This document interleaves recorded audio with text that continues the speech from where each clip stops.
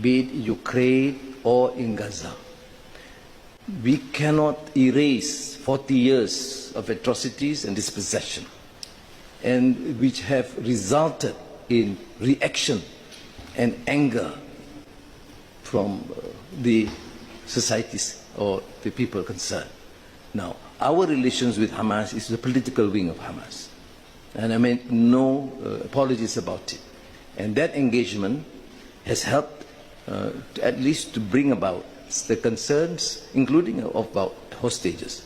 We do not have any connection with any military outfit or wing. I've clarified this to many of my European colleagues in the United States and many countries. Although we may have some differences, but as we have recognized the Australian National Congress long before the Europeans or the Americans do recognize, because we believe that the apartheid policy must be opposed. So consistent with that policy, we have taken that position that we must understand the fundamental root cause of the problem, that people, their houses, their belongings, their dignity cannot be plundered. And what about the settlements? What about the behavior of the settlers now, continuous, daily? What about the dispossession, their land, their rights, their dignity, their men, their women, their children? Are these of no concern? Where have we thrown our humanity? Why this hypocrisy? Why this selective and ambivalent attitude towards one race and one another?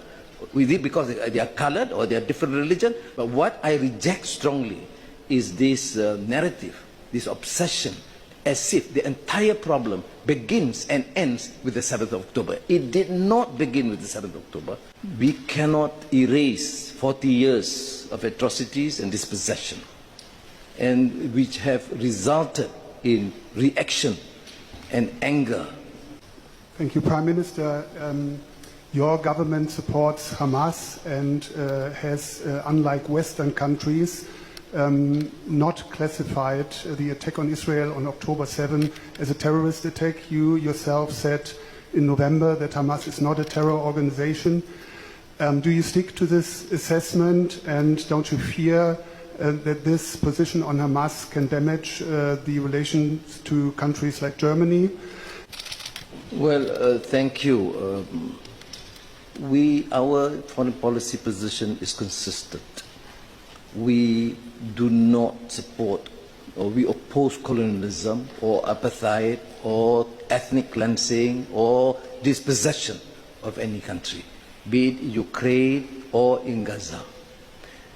We cannot erase 40 years of atrocities and dispossession, and which have resulted in reaction and anger from the societies or the people concerned. Now, our relations with Hamas is the political wing of Hamas, and I made no apologies about it. And that engagement has helped at least to bring about the concerns, including about hostages. We do not have any connection with any military outfit or wing. I've clarified this to many of my European colleagues in the United States and many countries. Although we may have some differences, but as we have recognized the Australian National Congress long before the Europeans or the Americans do recognize, because we believe that the apartheid policy must be opposed. So consistent with that policy, we have taken that position that we must understand the fundamental root cause of the problem, that people, their houses, their belongings, their dignity cannot be plundered. And what about the settlements? What about the behavior